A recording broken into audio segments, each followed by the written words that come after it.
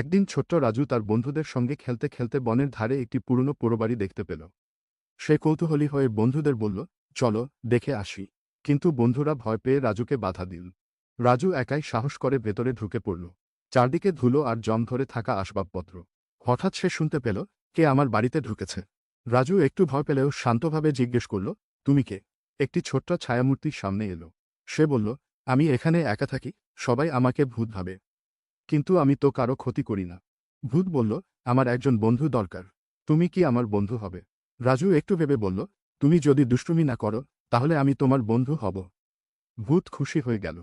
প্রতিদিন রাজু পোড়োবাড়িতে আসত, ভূতের সঙ্গে গল্প করত, খেলত। ধীরে ধীরে সে গ্রামের সবাইকে বোঝালো যে এই ভূত আসলে ভালো এবং কারো ক্ষতি করে না। অবশেষে গ্রামবাসীরা বুঝতে পারল যে সব ভূতই ভয়ঙ্কর হয় না। তারা ভূতকে ভালোভাবে গ্রহণ করল, আর রাজু ও ভূত সত্যিকার বন্ধু হয়ে গেল।